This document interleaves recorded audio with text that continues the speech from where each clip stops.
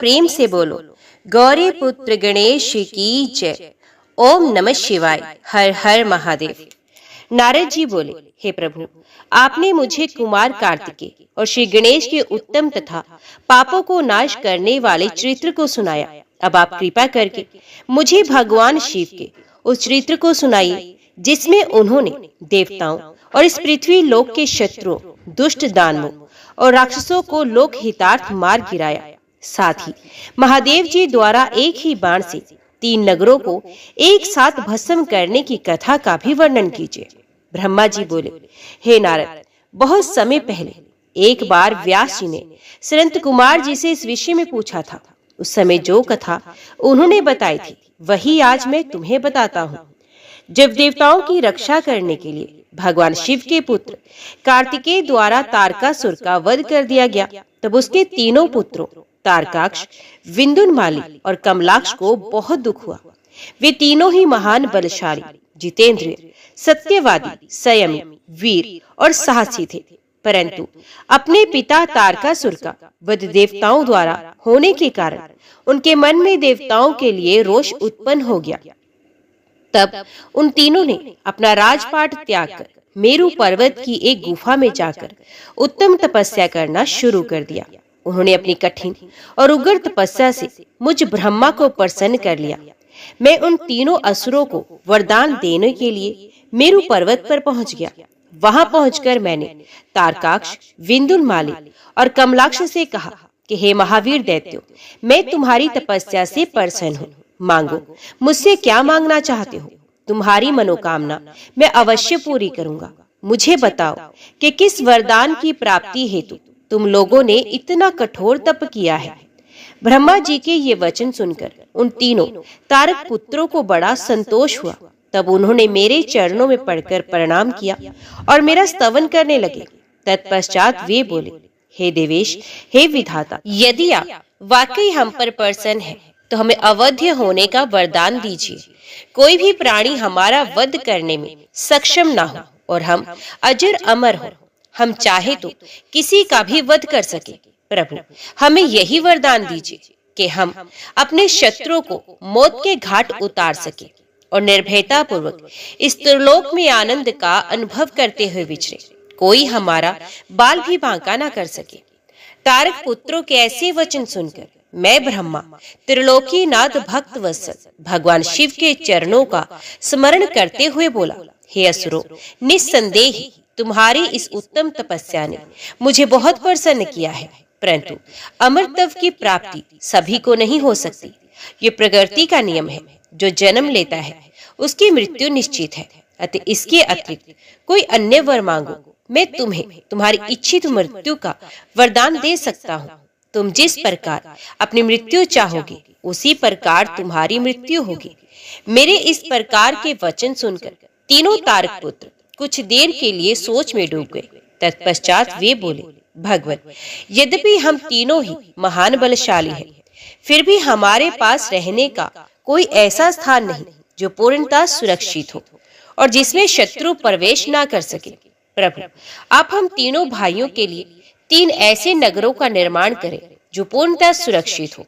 ये तीनों अद्भुत नगर संपूर्ण धन संपत्ति और वैभव से शोभित हो तथा अस्त्र शस्त्रों की सभी सामग्रियां भी वहां उपस्थित हो और उसे कोई भी नष्ट ना कर सके। तब तारकाक्ष ने अपने लिए सोने का, कमलाक्ष ने चांदी का तथा विंदुनमाली ने कठोर लोहे का बना नगर वरदान में मांगा। साथ ही उन्होंने ये भी कहा कि तीनों पुत्र दोपहर अभिजीत मुहूर्त में चंद्रमा के पुष्य नक्षत्र में होने पर एक साथ मिला करेंगे। ये तीनों ही महल आकाश में नीले बादलों में एक के ऊपर एक रहेंगे तथा जन साधारण सहित किसी को भी नहीं दिखाई देंगे। 1 सहस्त्र वर्षों बाद जब पुष्कर वर्त नामक काले बादल बरस रहे हों, उस समय जब तीनों महल आपस में मिले, तब हम सबके वंदनीय भगवान शिव असंभव रथ पर बैठकर एक ही बाण से हमारे नगरों सहित हमारा भी वध करें। इस प्रकार तारकासुर के पुत्रों के मांगे वरदान को सुनकर मैं मुस्कुराया और तथास्तु कहकर उनका इच्छित वर उन्हें प्रदान कर दिया। फिर मैं दानव को बुलाकर ऐसे 3 लोकों को बनाने की आज्ञा देकर मैं वहां से अपने लोक को लौट आया।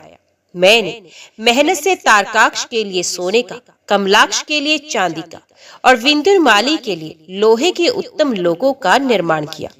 ये तीनों ही लोग सभी साधनों और सुविधाओं से संपन्न थे। इन तीनों लोकों का निर्माण होने के उपरांत वे तीनों अपने अपने लोकों में चले गए और मैंने उन्हें एक के ऊपर एक करके, एक को आकाश में, एक को स्वर्ग के ऊपर और तीसरे को पृथ्वी लोक में स्थिर कर दिया। तत्पश्चात तीनों असुरों की आज्ञा अनुसार मैं भी वहीं पर निवास करने लगा। तारकाक्ष, कमलाक्ष और विंध्यामाली तीनों ही सदैव शिव भक्ति में लीन रहा करते थे। इस प्रकार वे तीनों ही असुर सब आनंद पूर्वक अपने अपने लोकों में सुखों को भोगने लगे। नारद जी बोले, हे पिताश्री, जब तारकासुर के तीनों पुत्र तारकाक्ष, कमलाक्ष और विंध्यामाली आनंद पूर्वक अपने अपने लोकों में निवास करने लगे, तब फिर आगे क्या हुआ?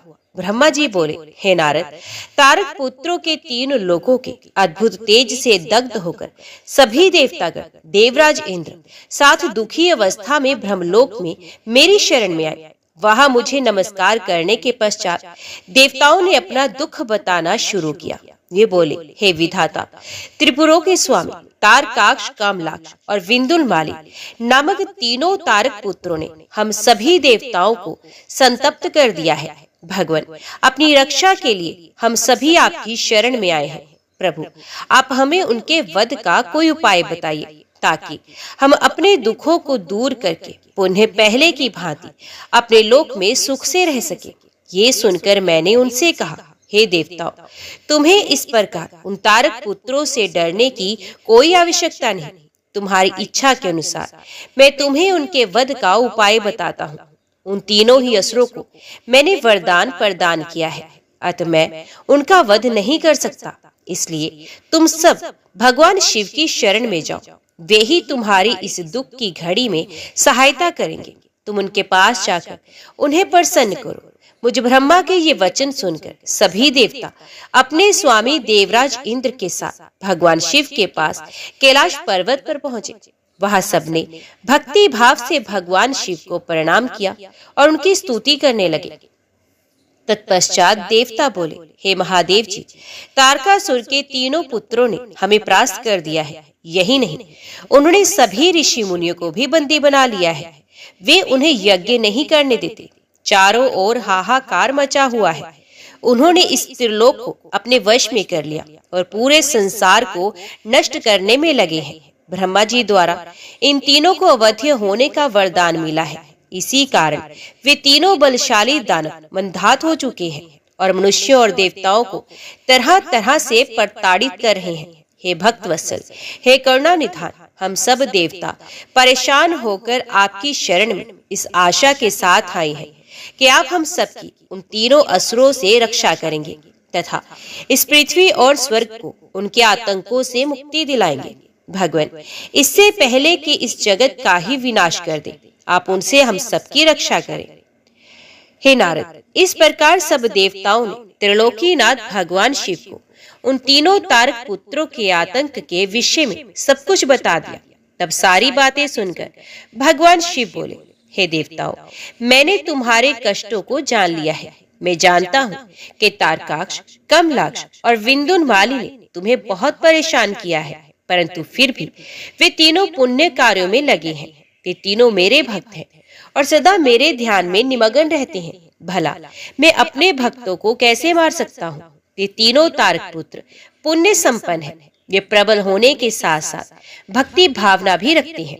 जब तक उनका पुण्य संचित है और वे मेरी आराधना करते रहेंगे, मेरे लिए उन्हें मारना असंभव है, क्योंकि स्वयं ब्रह्मा जी के अनुसार मित्र द्रोह से बढ़कर कोई भी पाप नहीं। जब वे तीनों असुर नियम पूर्वक मेरी पूजा आराधना करते हैं, तो मैं क्यों बिना किसी ठोस कारण से उनका वध करूं? हे देवताओं, इस समय मैं तुम्हारी कोई सहायता नहीं कर सकता, अतः तुम सब श्री हरि विष्णु की शरण में जाओ, अब वे ही तुम्हारा उद्धार करेंगे। भगवान शिव की आज्ञा पाकर सभी देवताओं ने उन्हें पुनः हाथ जोड़कर प्रणाम किया और श्री हरि विष्णु से मिलने के लिए उनके निवास वैकुंठ लोक की ओर चल दिए। उन्होंने अपने साथ मुझ ब्रह्मा को भी ले लिया। वैकुंठ लोक पहुंचकर सब देवताओं ने भक्ति पूर्वक श्री हरि को प्रणाम किया और उन्हें भगवान शिव द्वारा कही गई सब बातों से अवगत कराया। देवताओं की बातें सुनकर भगवान विष्णु बोले, हे देवताओं, ये बात सत्य है कि जहाँ सनातन धर्म और भक्ति भावना हो वहाँ ऐसा करना उचित नहीं होता। तब देवता पूछने लगे कि प्रभु, हम क्या करें, हमारा दुख कैसे दूर होगा? प्रभु, आप शीघ्र ही उन दारक पुत्रों के वध का कोई उपाय कीजिए, अन्यथा हम सभी देवता अकाल ही मृत्यु का ग्रास बन जाएंगे। भगवान, आप ऐसा उपाय कीजिए जिससे वे तीनों असुर सनातन धर्म से विमुख होकर अनाचार का रास्ता अपना ले, उनके वैदिक धर्म का नाश हो जाए और वे अपनी इंद्रियों के वश में हो जाए, वे दुराचारी हो जाए तथा उनके सभी शुभ आचरण समाप्त हो जाए। तब देवताओं की इस प्रार्थना को सुनकर भगवान श्री हरि विष्णु एक पल के लिए सोच में डूब गए। तत्पश्चात वे बोले, तारक पुत्र तो स्वयं भगवान शिव के भक्त हैं, परंतु फिर भी जब तुम सब मेरी शरण में आए हो तो मैं तुम्हें निराश नहीं करूंगा, तुम्हारी सहायता अवश्य ही करूंगा। तब श्री हरि विष्णु ने मन ही मन यज्ञों का स्मरण किया। उनका स्मरण होते ही यज्ञ गण तुरंत वहां उपस्थित हो गए। वहां श्री हरि को नमस्कार करके उन्होंने पूछा कि हे प्रभु, आपने हमें यहाँ क्यों बुलाया है? तब श्री हरि मुस्कुराए और बोले कि हमें तुम्हारी सहायता की आवश्यकता है, इसलिए हमने तुम्हारा स्मरण किया है। तब वे देवराज इंद्र से बोले कि हे देवराज, आप त्रिलोक की विभूति के लिए यज्ञ करें। यज्ञ के द्वारा ही तारक पुत्रों के तीनों पुरों, तीनों नगरों का विनाश संभव है।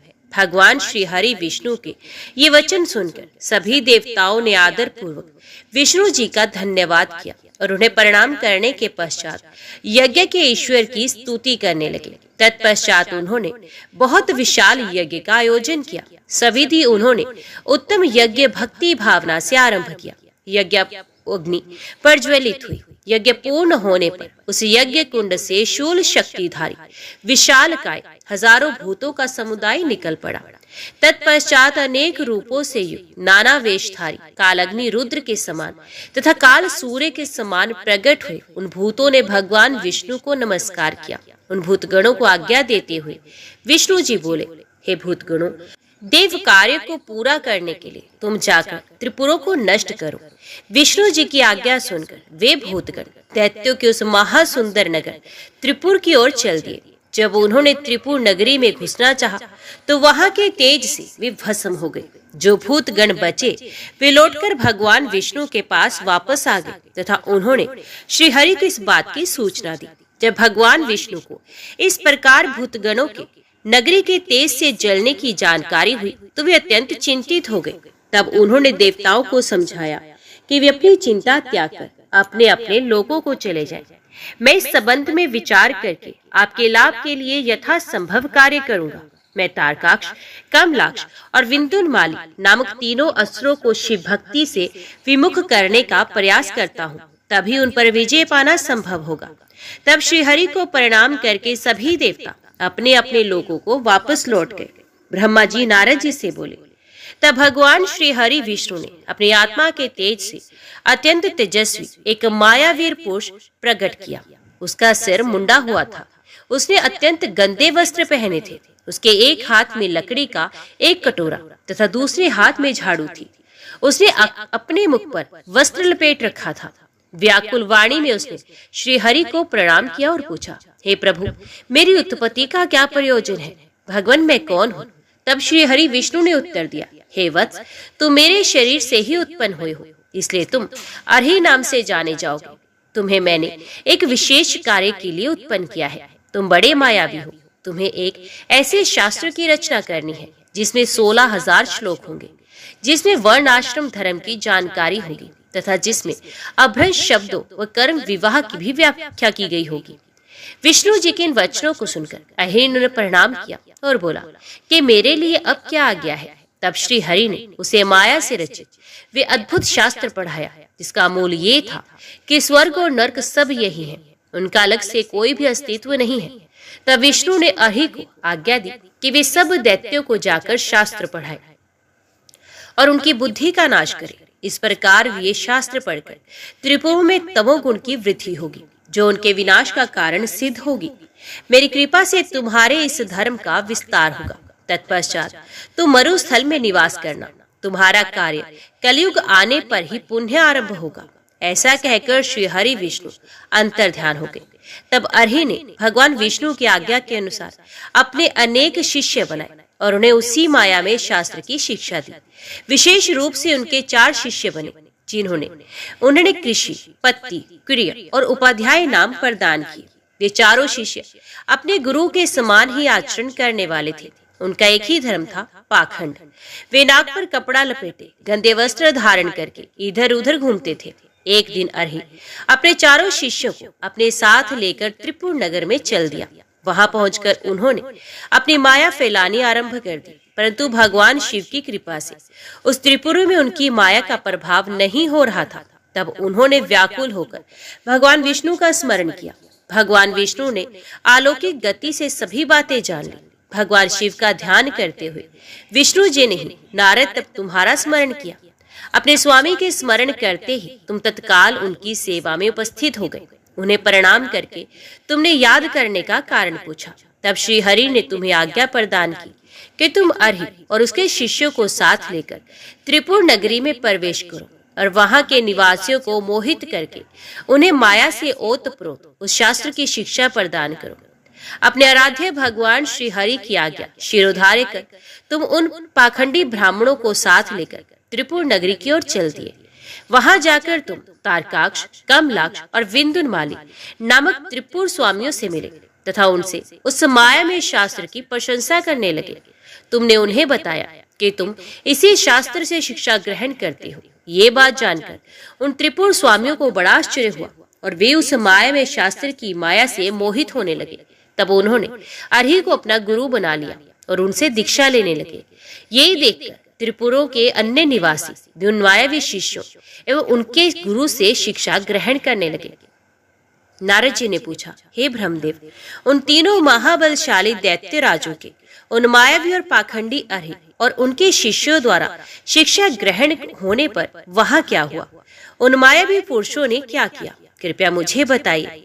नारद जी का प्रश्न सुनकर ब्रह्मा जी बोले, हे नारद, जब त्रिपुर के राजा ही उस माया में शास्त्र द्वारा दीक्षित हो गए तो वहां की जनता क्यों नहीं होती?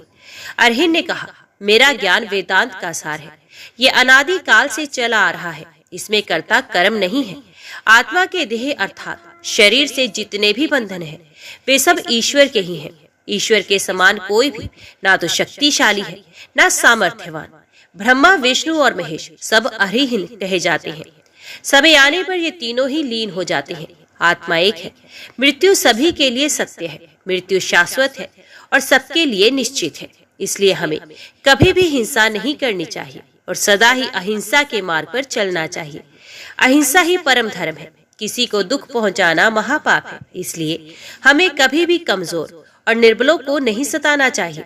दूसरों को क्षमा करना ही सबसे बड़ा गुण है। इसलिए सदा अहिंसा का मार्ग अपनाना चाहिए।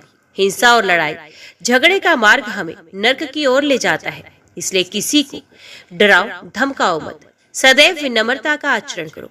भूखों को भोजन दो, रोगियों को औषधि और छात्रों को विद्या का दान करो। भक्ति के साथ उपासना करो। आडंबरों की कोई आवश्यकता नहीं होती। मन को शुद्ध रखो तथा 12 स्थानों की पूजा करो, जिनमें 5 कर्मेंद्रियां, 5 ज्ञान इंद्रियां तथा मन व बुद्धि सम्मिलित है। इसी धरा पर ही स्वर्ग और नरक दोनों स्थित हैं। अतः अनावश्यक रूप से उनकी कामना मन में लेकर अपनों को कष्ट देना पूर्णतः गलत है। शांति और सुख पूर्वक मरना ही मोक्ष की प्राप्ति है। स्वर्ग की प्राप्ति की इच्छा मन में लेकर हवन की अग्नि में तिल, घी और पशु की बलि देना कहाँ की मानवता है? इस प्रकार उन असुर राजाओं को अपना जीवन दर्शन सुनाकर अर्ही उस पुर के निवासियों से बोले कि मनुष्य को सुख पूर्वक निवास करना चाहिए। आनंद ही ब्रह्म है और पर ब्रह्म की प्राप्ति सिर्फ एक कल्पना है। तभी कहता हूँ कि जब तक अपना शरीर स्वस्थ और समृद्ध है, अपने सुख का मार्ग ढूंढकर उसका अनुसरण करो, अन्यथा शीघ्र ही तुम पर बुढ़ापा आ जाएगा और तुम्हारा शरीर नष्ट हो जाएगा। इसलिए ज्ञानियों को स्वयं अपने सुख की खोज करनी चाहिए। मेरी इस बात का समर्थन वेद भी करते हैं। मनुष्य को जाति पाति के बंधनों में फंसकर कभी किसी को कम नहीं समझना चाहिए। सृष्टि के आरंभ में ब्रह्मा जी की उत्पत्ति हुई। उनके दक्ष और मरीचि नामक 2 पुत्र हुए। मरीचि के पुत्र कश्यप जी ने दक्ष की 13 कन्याओं का धर्म से विवाह कराया। फिर प्रजापति के मुख, बाहु, उरु, जंघा और चरण से वर्ण उत्पन्न हुए, ऐसा कहा जाता है। परंतु ये सभी बातें गलत जान पड़ती हैं, क्योंकि एक ही शरीर से जन्म लेने वाले सभी पुत्र भिन्न भिन्न रूप वाले कैसे हो सकते हैं। इसलिए वर्ण भेद को अनुचित मानना चाहिए। ब्रह्मा जी बोले, इस प्रकार उन अर्हिक नामक धर्मात्मा ने अपने भाषण द्वारा तारकाक्ष, कमलाक्ष और विंदुलमालिन नामक 3 असुरों के निवासियों को वेद मार्ग से विमुख कर दिया। साथ ही उन्होंने पतिव्रता स्त्रियों के पतिव्रता धर्म और पुरुषों के जितेंद्रिय धर्म को अस्वीकार कर दिया। उन्होंने धर्म, यज्ञ, तीर्थ, श्रद्धा और धर्म शास्त्रों का भी खंडन किया। विशेष रूप से उन्होंने भगवान शिव की पूजा ना करने के लिए सभी को प्रोत्साहित किया और सब देवताओं के पूजन और आराधना को व्यर्थ बताया। इस प्रकार उन अर्हि ने पुर के वासियों को अपने झूठे धर्म और पाखंड से मोहित कर दिया। इस प्रकार वहां अधर्म फैल गया। तत्पश्चात भगवान श्री हरि विष्णु की माया से देवी महालक्ष्मी भी उन त्रिपुरों में अपना अनादर देख उस स्थान को त्याग कर चली गई। व्यास जी ने पूछा, हे सनंत कुमार जी, जब उन त्रिपुर स्वामियों की बुद्धि उनकी प्रजा सहित मोहित हो गई, तब क्या हुआ? कौन सी घटना घटी?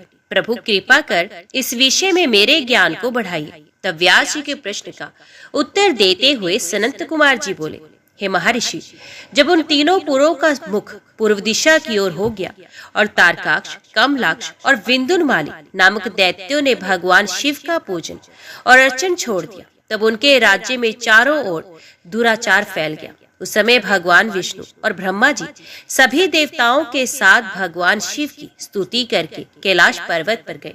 वहां पहुंचकर उन्होंने शिव जी को साष्टांग प्रणाम किया। तत्पश्चात देवता बोले, हे देवादिदेव, हे करुणा निधान, आप सभी जीवों के आत्म स्वरूप, कल्याण करने वाले और अपने भक्तों की पीड़ा हरने वाले हैं। गले में नीला चिन्ह होने के कारण आप नीलकंठ कहलाते हैं। हम हाथ जोड़कर आपको प्रणाम करते हैं। आप सब प्राणियों एवं देवताओं के लिए वंदनीय हैं तथा सबकी बाधाओं और विपत्तियों को दूर करते हैं। भगवान, आप ही रजोगुण, सतोगुण और तमोगुण के आश्रय से ब्रह्मा, विष्णु और महेश के अवतार धरकर जगत की सृष्टि, पालन और संहार करते हैं। आप ही अपने भक्तों को इस भवसागर से पार कराने वाले हैं। वेद आपके परब्रह्म स्वरूप और तत्व रूप का वर्णन करते हैं। आप सर्वव्यापी, सर्वात्मा और इन तीनों लोगों के अधिपति हैं। आप सूर्य से भी अधिक तेजस्वी और दीप्तिमान हैं। हम आपको नमस्कार करते हैं। आप ही इस प्रकृति के प्रवर्तक हैं तथा सब प्राणियों के शरीर में रहते हैं। ऐसे परमेश्वर को हम प्रणाम करते हैं।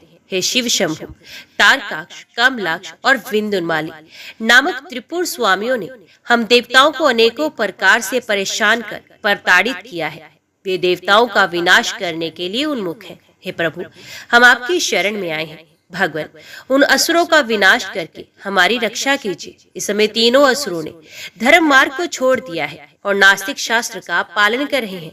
आपकी इच्छा के अनुरूप तारकाक्ष, कमलाक्ष और विंदुनमाली तीनों कर्म धर्म से विमुख हो गए हैं। अतः आप उनका वध कर देवताओं को मुक्ति दिलाइए। इस प्रकार कहकर सभी देवता चुप हो मस्तक झुकाकर खड़े हो गए।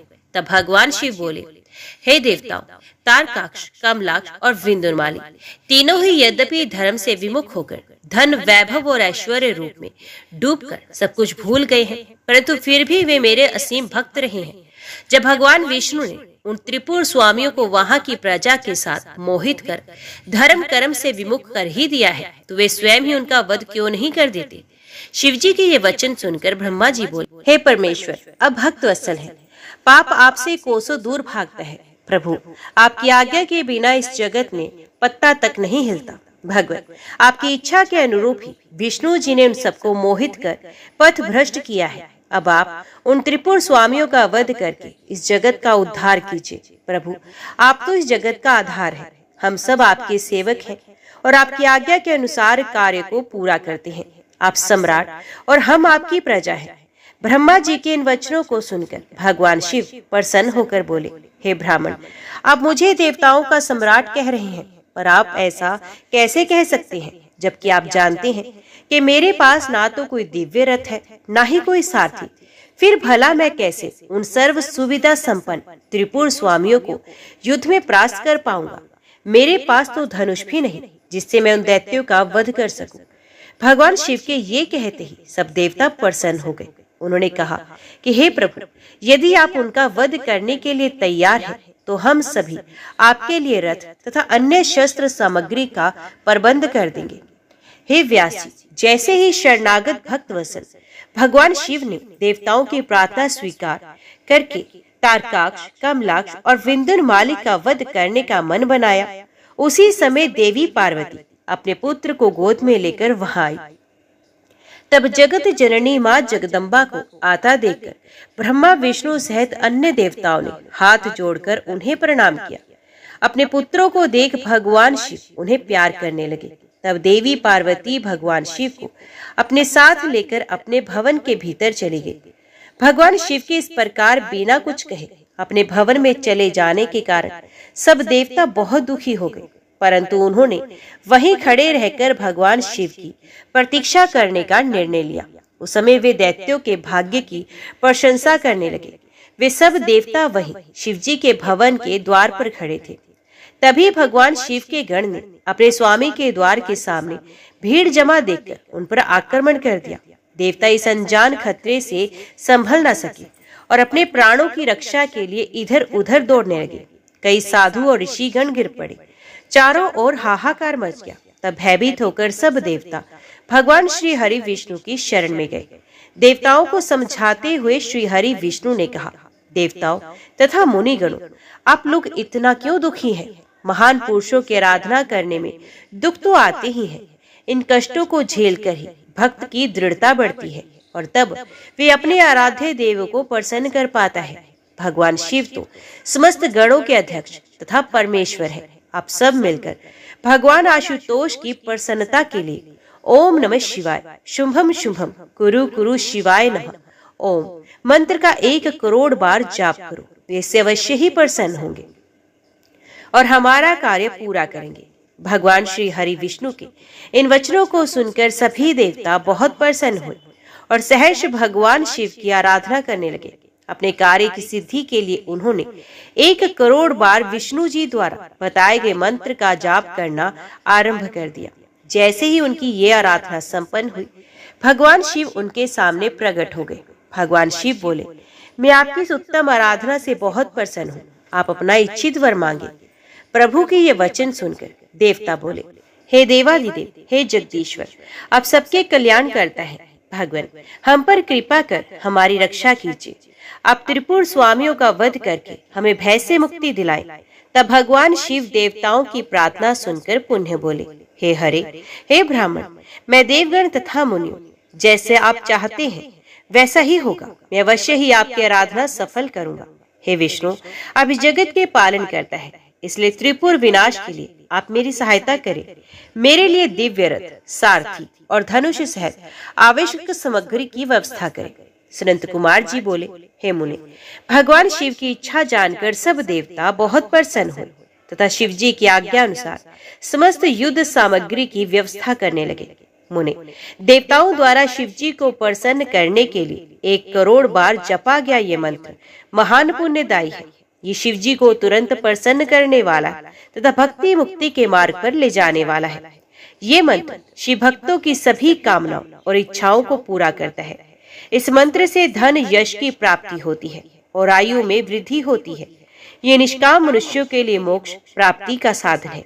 जो मनुष्य भक्ति भाव और शुद्ध हृदय से इस मंत्र को जपता है, उसकी सभी अभिलाषाएं भक्त वत्सल कल्याणकारी भगवान शिव अवश्य ही पूरी करते हैं। व्यास जी ने सनंत कुमार जी से पुनः पूछा, हे सनंत कुमार जी, आप अत्यंत बुद्धिमान और सर्वज्ञ हैं। आपने मुझे अद्भुत शिव कथा सुनाने की कृपा की है। मुनि, जब भगवान शिव ने देवताओं के अभिष्ट कार्यों को पूरा करने के लिए त्रिपुर स्वामियों का वध करने हेतु विष्णु जी से दिव्य रथ का निर्माण करने के लिए कहा, तब विष्णु जी ने क्या किया? दिव्य रथ का निर्माण किसने और कैसे किया?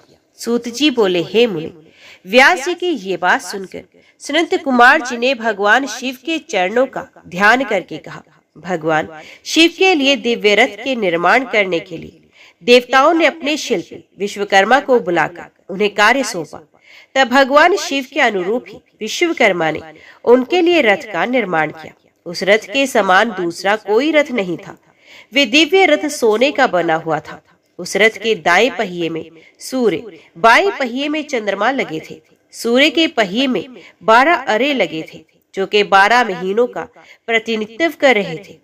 चंद्रमा के पहिए में लगे 16 अरे चंद्रमा की 16 कलाओं का प्रदर्शन कर रहे थे।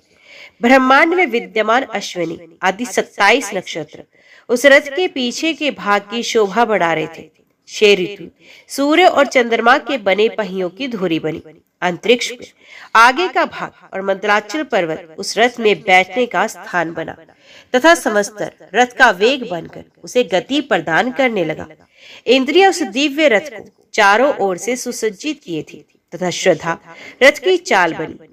वेदों की अंग रथ के भूषण तथा पुराण, न्याय, मीमांसा तथा धर्मशास्त्र आदि रथ की शोभा बढ़ाने लगे।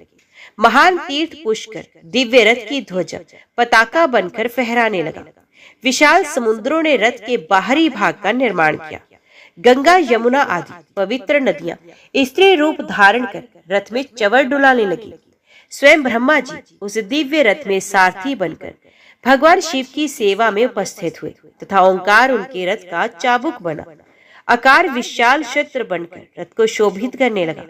भगवान शिव के धनुष का निर्माण करने हेतु शैलराज हिमालय स्वयं धनुष बने, तो नागराज उस धनुष के लिए प्रत्यंचा बने। देवी सरस्वती धनुष की घंटा और भगवान श्री हरि बाण बने और अग्नि देव ने बाण की नोक में अपनी शक्ति डाली। ऋग्वेद, सामवेद, यजुर्वेद तथा अथर्ववेद उस दिव्य रथ में घोड़े बनकर जुट गए। वायुदेव बाजा बजाने लगे। उस दिव्य रथ में इस ब्रह्मांड की हर वस्तु उपयोगिता बढ़ा रही थी। इस प्रकार देवताओं के शिल्पी विश्वकर्मा ने उस उत्तम दिव्य रथ का निर्माण किया। हे महर्षि, भगवान शिव के लिए बनाया गया दिव्य रथ अनेकानेक आश्चर्यों से युक्त था। विश्वकर्मा द्वारा बनाया गया ये रथ ब्रह्मा जी ने भगवान शिव को समर्पित कर दिया। तत्पश्चात श्री हरि, विष्णु, ब्रह्मा जी और सभी देवता एवं ऋषि मुनि कल्याणकारी भगवान शिव की प्रार्थना करने लगे। उन्होंने भगवान शिव को दिव्य रथ पर आरूढ़ किया। स्वयं ब्रह्मा जी उस रथ के सारथी बने। भगवान शिव के रथ पर आरूढ़ होते ही चारों दिशाओं में मंगल गान होने लगे, पुष्प वर्षा होने लगी। ब्रह्मा जी ने सर्वेश्वर शिव की आज्ञा लेकर रथ को आगे बढ़ाया। वे उत्तम दिव्य रथ भगवान शिव को लेकर विद्युत की गति से आकाश में उड़ने लगा। भगवान शिव का ये दिव्य रथ तेजी से आकाश मार्ग से होता हुआ उन त्रिपुरों की ओर जा रहा था। तो बीच मार्ग में ही कल्याणकारी देवादिदेव भगवान शिव ब्रह्मा जी से बोले, हे विधाता, तारकाक्ष, कमलाक्ष और विंदुनमाली नामक परम बलशाली राक्षसों का वध करने के लिए मुझे उनके समान ही शक्ति चाहिए। वे तीनों असुर पहले मेरे परम भक्त थे, परंतु श्री हरि की माया से मोहित होकर उन्होंने भक्ति मार्ग को त्याग दिया है।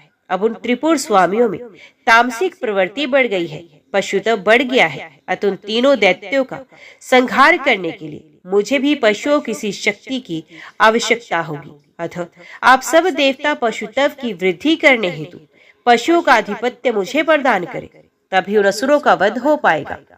भगवान शिव के इस प्रकार के वचन सुनकर सभी देवता चिंतित हो गए और सोच में डूब गए। पशुत्व की बात सुनकर उनका मन अप्रसन्न हो गया। देवताओं को सोच में देखकर भक्त वत्सल भगवान शिव को स्थिति समझते देर न लगी। वे देवताओं की चिंता तुरंत समझ गए। देवताओं से भगवान शिव ने कहा, देवताओं, इस प्रकार दुखी मत हो, मैं तुम्हारे दुख का कारण समझ गया हूँ। तुम लोग ये कदापि मत सोचो कि पशुत्व से तुम्हारा पतन हो जाएगा। मैं तुम्हें पशुत्व से मुक्ति का मार्ग बताता हूँ। हे देवताओं, जो भी पवित्र मन और स्वच्छ निर्मल हृदय एवं उत्तम भक्ति भावना से दिव्य पाशुपत व्रत का पूरा करेंगे, वे सदा सदा के लिए पशुत्व से मुक्त हो जाएंगे।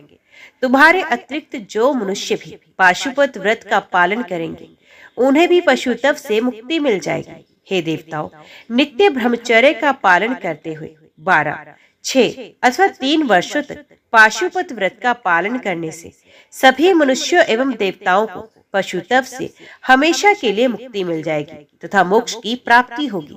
उसका कल्याण होगा, क्योंकि पाशुपत व्रत परम कल्याणकारी है।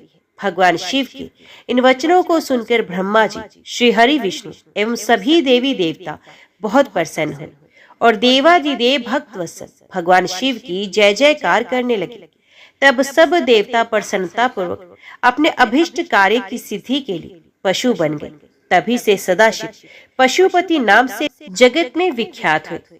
उनका पशुपति नाम अत्यंत कल्याणकारी एवं अभिष्ट की सिद्धि देने वाला है। उस समय भगवान शिव के स्वरूप को देखकर सभी देवता एवं ऋषिगण बहुत प्रसन्न हुए। तत्पश्चात भगवान शिव ने अन्य देवताओं के साथ त्रिपुरों की ओर प्रस्थान किया। उस समय सारे देवता अपने हाथों में हल, मूसल, भुषंडी और अनेक प्रकार के अस्त्र शस्त्र धारण करके हाथी, घोड़े, सिंह, रथ और बैलों पर सवार होकर चल दिए। भगवान शिव की जय जयकार करते हुए वे आगे बढ़ते जा रहे थे। आकाश से उन पर फूलों की वर्षा हो रही थी। कल्याणकारी भगवान शिव के साथ उनके केश विगतवास, महाकेश, महाज्वर, सोमवल्ली, सवर्ण, सोमप, सनक, सोमधृग, सूर्यवर्चा, सूर्य प्रेक्षक, सूर्याक्ष, सूर्यनामा, सुर, सुंदर, परस्कंद, कुंदर, चंड, कंपन, अतिकंपन, इंद्र, इंद्रजय, यंता, हिमकर, शताक्ष, पंचाग, सहस्राक्ष, महोदर, सतीजहु, शतास्य, रंग, कर्पूर पुत्र, द्विशिख, त्रिशिख, अहंकार कारक, अजवक्त्र, अष्टवक्त्र, हयवक्त्र, अर्धवक्त्र आदि महावीर बलशाली गणाध्यक्ष उनको घेर कर चल रहे थे। इस प्रकार देवादिदेव भगवान शिव शंकर के साथ ब्रह्मा जी, श्री हरि विष्णु, देवराज इंद्र सहित अनेकों देवता, ऋषि, मुनि, साधु, संत अपने अपने वाहनों पर आरूढ़ होकर त्रिपुरों के स्वामियों व त्रिपुरों का संहार देखने हेतु उनके साथ साथ चल दिए। जब युद्ध की सामग्रियों को साथ में लेकर भगवान सदाशिव अपने दिव्य रथ में बैठकर आकाश मार्ग से उन त्रिपुरों के निकट पहुंच गए, तब उन्होंने उन त्रिपुरों को उनके स्वामियों के साथ विनाश करने के लिए रथ के शीर्ष स्थान पर चढ़कर अपने परम दिव्य धनुष पर प्रत्यंचा चढ़ाई, परंतु उनका बाण धनुष से नहीं निकला और वे उसी प्रकार उस स्थान पर स्थित हो गए। इसी प्रकार अनेक वर्षों तक वहीं खड़े रहे, क्योंकि गणेश जी उनके अंगूठे के अग्र भाग में खड़े होकर उनके कार्य में विघ्न डाल रहे थे। इसलिए ही तीनों पुरों का नाश नहीं हो पा रहा था। इस प्रकार जब भगवान शिव का बाण बहुत समय तक नहीं चला और वे एक ही स्थान पर स्थिर हो गए, तो सभी देवता चिंतित हो गए कि ऐसा क्यों हो रहा है। तभी वहां आकाशवाणी हुई, हे ऐश्वर्यशाली देवादिदेव सर्वेश्वर कल्याणकारी शिव शंकर, जब तक आप गणेश जी का पूजन नहीं करेंगे तब तक त्रिपुरों का संहार नहीं कर पाएंगे। आकाशवाणी के वचनों को सुनकर सभी को बड़ा संतोष हुआ। तब अपने कार्यों को यथाशीघ्र पूरा करने के लिए भगवान शिव ने भद्रकाली को बुलाया। विधि विधान से सबने मिलकर अग्र पूज्य भगवान गणेश का पूजन संपन्न किया। पूजन संपन्न होते ही विघ्न विनाशक गणपति प्रसन्न होकर उनके मार्ग से हट गए और उन्होंने कार्य में आने वाले सभी विघ्नों को दूर कर दिया। उनके हटते ही भगवान शिव को तारकाक्ष, कमलाक्ष और विंदुरमाली के तीनों नगर सामने नजर आने लगे। तीनों पुर कालवर शीघ्र ही एकता को प्राप्त हुए, अर्थात मिल गए। ब्रह्मा जी द्वारा प्रदान किए गए वरदान के अनुसार उनके अंत का यही समय था जब त्रिपुर आपस में मिल जाए। त्रिपुरों को मिला देखकर सभी देवता बहुत प्रसन्न हुए। वे प्रसन्न होकर भगवान शिव की जय जयकार के नारे लगाने लगे। तब ब्रह्मा और विष्णु जी ने महेश्वर से कहा कि हे देवादिदेव, तारकासुर के इन तीनों दैत्य पुत्रों के वध का समय आ गया है। तभी ये तीनों पुर मिलकर परस्पर एक हो गए हैं। इससे पहले कि ये तीनों पुर फिर से अलग हो जाए, आप इन्हें भस्म कर दीजिए और हमारे कार्य को पूर्ण कीजिए। तब भगवान शिव ने ब्रह्मा जी और श्री हरि की प्रार्थना स्वीकार करके अपने दिव्य धनुष पर पाशुपतस्त्र नामक बाण चढ़ाया। उस समय अभिजीत मुहूर्त था। विशाल धनुष की टंकार से पूरा ब्रह्मांड गूंज उठा। तब भगवान शिव ने तारकाक्ष, कमलाक्ष और विंदनमाली को ललकार कर उन पर करोड़ों सूर्यों के समान प्रकाशमान पाशुपतस्त्र छोड़ दिया। उस बाण की नोक पर स्वयं अग्निदेव विराजमान थे। उन विष्णु में अग्नि बाणों ने त्रिपुर वासियों को दग्ध कर दिया, जिससे देखते ही देखते वे तीनों पुर एक साथ ही समुद्रों से घिरी भूमि पर गिर पड़े। सैकड़ों असुर उस अग्नि बाण से जलकर भस्म हो गए। चारों ओर हाहाकार मच गया। जब तारकाक्ष अपने भाइयों सहित जलने लगा, तब उसे ये एहसास हुआ कि ये सब भगवान शिव की भक्ति से विमुख होने के परिणाम है। तब उसने मन ही मन अपने आराध्य भगवान शिव का स्मरण किया और रोने लगा। तारकाक्ष बोला, हे भक्त वत्सल, कृपा निधान, करुणा निधान भगवान शिव, ये तो हम जानते ही हैं कि आप हमें भस्म किए बिना नहीं छोड़ेंगे। फिर भी प्रभु, हम आपकी कृपा चाहते हैं, अतः आप हम पर प्रसन्न होइए। भगवत, जो मृत्यु असुरों के लिए दुर्लभ है, वे हमें आपकी कृपा से प्राप्त हुई है। प्रभु, बस अब हमारी आपसे सिर्फ एक ही प्रार्थना है कि हमारी बुद्धि जन्म जन्मांतर तक आप में ही लगी रहे। ये कहकर वे सभी दानव उस भीषण अग्नि में जलकर भस्म हो गए। भगवान शिव की आज्ञा से उन पुरों के बालक, वृद्ध, स्त्रियां, पुरुष, पेड़ पौधे आदि सभी जीव जंतु भी अग्नि की भेंट चढ़ गए। उस भीषण अग्नि ने स्थावर जंगम आदि सभी को पल भर में राख के ढेर में बदल दिया। पाशुपत अस्त्र से प्रज्वलित अग्नि में सभी जलकर भस्म हो गए, परंतु भगवान शिव का भक्त मैं नामक दैत्य, जो असुरों का विश्वकर्मा था और जो देवों का विरोधी भी नहीं था, भगवान शिव के तेज से सुरक्षित बच गया। इस प्रकार जिन दैत्यों या प्राणियों का किसी भी स्थिति में मन धर्म के मार्ग से विचलित नहीं होता, उनका पतन किसी भी स्थिति में किसी के द्वारा भी नहीं होता। इसलिए सज्जन पुरुषों को सदैव अच्छे कर्म ही करने चाहिए। दूसरे की निंदा करने वालों का सदा ही विनाश होता है। अतः हम सभी को परनिंदा से बचना चाहिए और अपने बंधु बांधवों के साथ इस जगत के स्वामी भगवान शिव की आराधना में तन्मय होकर लगे रहना चाहिए। व्यास जी बोले, हे सनत कुमार जी, आप परम शिव भक्त हैं और ब्रह्मा जी के पुत्र हैं। आप मुझे अब ये बताइए कि जब त्रिपुर नष्ट हो गया, तब देवताओं ने क्या किया? मैं कहाँ चला गया? भगवत, इन बातों के बारे में सब विस्तार मुझे बताइए। व्यास जी का प्रश्न सुनकर सृष्टिकर्ता भगवान ब्रह्मा के पुत्र सनत कुमार जी बोले, हे महर्षि, जब भगवान शिव ने त्रिपुरों को उनके स्वामियों के साथ जलाकर भस्म कर दिया, तब सभी देवता बहुत प्रसन्न हुए, क्योंकि उन्हें अपने संकट और भय से मुक्ति मिल गई थी। परंतु जब सब देवताओं ने त्रिलोकीनाथ भगवान शिव की ओर देखा तो अत्यंत भयभीत हो गए। उस समय भगवान शिव ने रौद्र रूप धारण कर रखा था। वे करोड़ों सूर्यों के तेज के समान प्रकाशित हो रहे थे। उनके दिव्य तेज से सारी दिशाएं आलोकित हो रही थी। भगवान के इस रौद्र और प्रलयंकारी रूप को देखकर कोई भी उनसे कुछ कहने का साहस नहीं जुटा पाया। तब सब नतमस्तक खड़े हो गए। यहाँ तक के श्रीहरि और ब्रह्मा जी भी शिव जी के स्वरूप को देखकर आतंकित हो गए थे। कोई भी भगवान शिव के सम्मुख मुंह नहीं खोल पाया।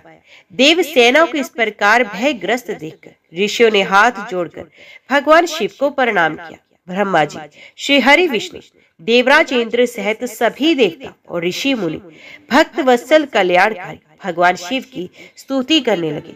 इस प्रकार सबको अपनी स्तुति में मगन देखकर भगवान शिव का क्रोध शांत हो गया और वे पहले की भांति अपने सरल सौम्य रूप में आ गए और बोले, हे ब्रह्मा जी, हे विष्णु और सभी देवताओं, मैं तुम्हारी स्तुति से बहुत प्रसन्न हूँ।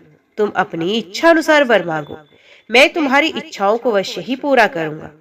भगवान शिव के इन वचनों को सुनकर देवता बहुत प्रसन्न हुए और बोले, हे देवाधिदेव करुणा निधान भगवान शिव, यदि आप हम पर प्रसन्न हैं और हमें कोई वरदान देना चाहते हैं तो हम प्रभु हमें ये वर दीजिए कि जब जब हम पर कोई भी संकट आएगा आप हमारी सहायता करेंगे।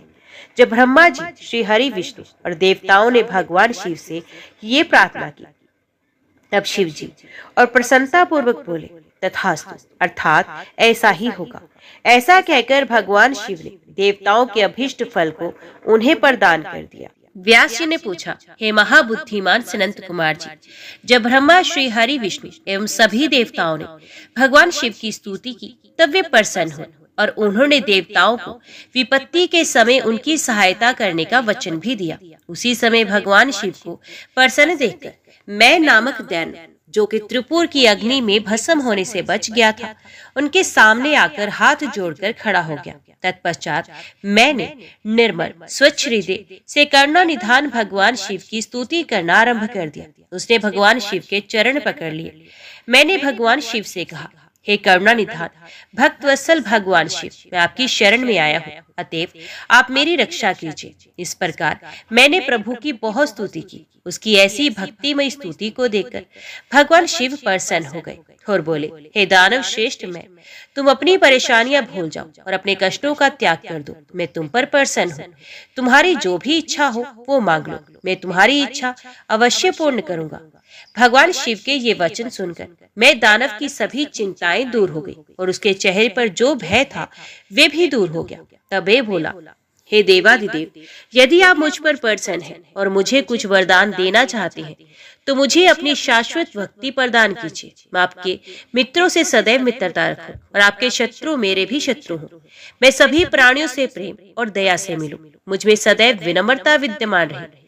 मुझ में कभी भी आसुरी प्रवृत्ति का उदय न हो। मैं सदैव आपके चरणों का ध्यान करता रहूं। कोई भी मुझे मेरे भक्ति मार्ग से हटा ना सके। मैं दानव की इस प्रकार की प्रार्थना सुनकर भक्त वत्सल भगवान शिव प्रसन्न होकर बोले, तुम मेरे भक्त हो, इसलिए तुम में कभी कोई विकार नहीं आएगा। तुमने जो कुछ मांगा है वे तुम्हें अवश्य प्राप्त होगा। तुम सदैव मेरे अनन्य भक्त बने रहोगे तथा मेरी विशेष कृपा तुम पर बनी रहेगी। अब मैं तुम्हें वितिल लोक जाने की आज्ञा प्रदान करता हूँ। तुम वहीं पर निर्भय होकर मेरी भक्ति में मगन रहो। भगवान शिव की आज्ञा मानकर मैं दानव वहां से सब देवताओं व अपने आराध्य भगवान शिव को प्रणाम कर वितल लोक चला गया। तत्पश्चात देवादिदेव भगवान शिव भी देवी पार्वती सहित वहां से अंतर्ध्यान हो गए। त्रिलोकीनाथ भगवान शिव के वहां से अंतर्ध्यान होते ही उनके अभीष्ट कार्यों को पूरा करने के लिए उपलब्ध कराए गए साधन जैसे कि उनके धनुष, बाण, रथ आदि भी वहां से अदृश्य हो गए। तब वहां उपस्थित ब्रह्मा जी, श्री हरि विष्णु, देवराज इंद्र व अन्य सभी देवता व ऋषि मुनि भी हर्ष पूर्वक अपने अपने आराध्य भगवान शिव का गुणगान करते करते अपने लोकों को चले गए। भगवान शिव के इस रुद्र रूप का स्मरण करने से शत्रु का विनाश होता है। महर्षि जीव के सबसे भारी शत्रु और कोई नहीं, उसके मनोविकार ही होते हैं। उनके वशीभूत होकर जीव अपने लक्ष्य से भटक कर नष्ट हो जाता है। ऐसा करके वे अपने इहलोक के साथ साथ परलोक को भी बिगाड़ता है। भगवान शिव आशुतोष है। उनकी लीलाओं को सुनने से समस्त पापों का नाश होता है और सभी अभिष्ट वस्तुओं की प्राप्ति होती है। महर्षि, इस प्रकार मैंने तुम्हें तारकाक्ष, कमलाक्ष और विंदुरमाली नामक तीनों महाअसुरों का संहार करने वाले भगवान शशि मौली शिव शंकर जी की लीलामय कथा सुनाई है। ओम नमः शिवाय। हर हर महादेव।